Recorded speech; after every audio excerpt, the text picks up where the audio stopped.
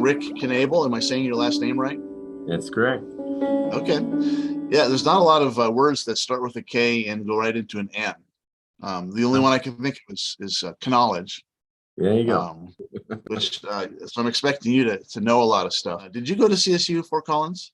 No, I'm a graduate of the Ohio State University back in the Yeah, yeah. I day. guess there's a little bit of school pride in Central just Ohio, huh? just a little bit. Well, this is the first time we've met. You come highly recommended by Jack English about the apparently you're the perfect guest speaker because you come and you bring a well-researched, well put together message. I'm an assistant principal at a charter school in Fort Collins, Colorado, and it's a middle school. So I work with 12 to 14-year-olds, a couple hundred of them every day.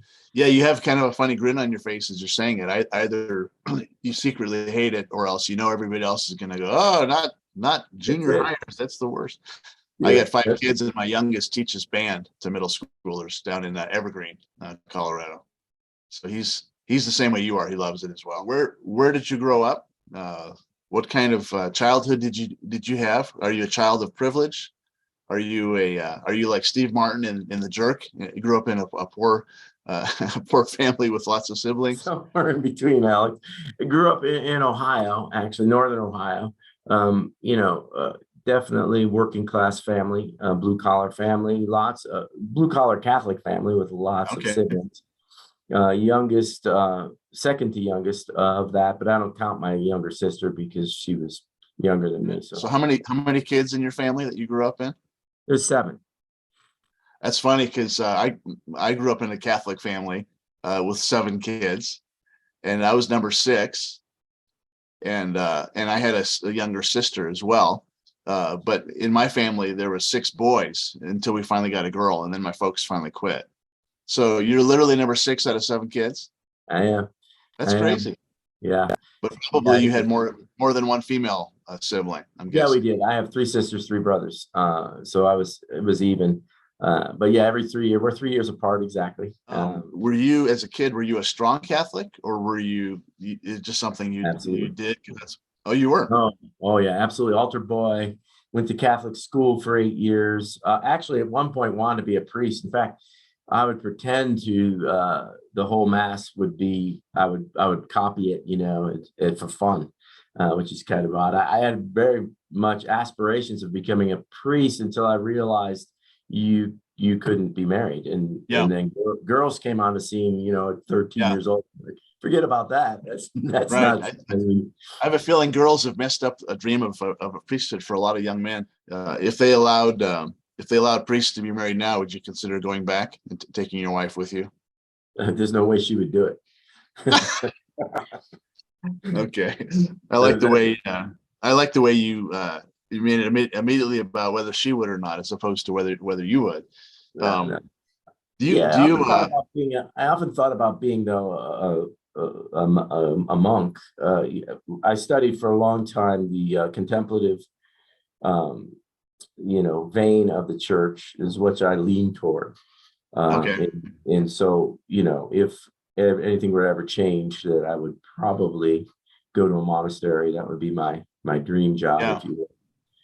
I've got But a I like to do book clubs, and we did a book called "With God in Russia" by about a Jesuit priest named Father Czak. I think I'm saying it right, but he wanted to convert the Russians in the 30s, and so he snuck across the border with the blessing of the Catholic Church. Anyway, he got arrested and spent 20 years in gulags, and it was his Jesuit practices that enabled him to keep sane, because he could actually, for half of that time he was literally in a room, like 23-hour lockdown. The other half he was working in frozen northern Siberian mines, which sounded way worse than the first half. But the first half he would just do the routine of a Jesuit, the Ignatian practices, and that's kind of what got him through. never actually finished my degree there. Never got my diploma there. Got into life stuff, right? Like I said, I was married young. I was actually married when I was 16 Wow. years old. Yeah. My wife and I You met. definitely weren't a priest, I'm thinking at that point. No, I didn't give that any time at all, you know. Yeah, and then, so then I had to get busy with working and things like that, and taking care of family and whatnot. So yeah, so we just got into working and raising a family, and found the vineyard, you know, some years after we gave our lives to Christ, and Okay. I knew I needed to be in ministry. So you got married at 16, but that's been a successful marriage though.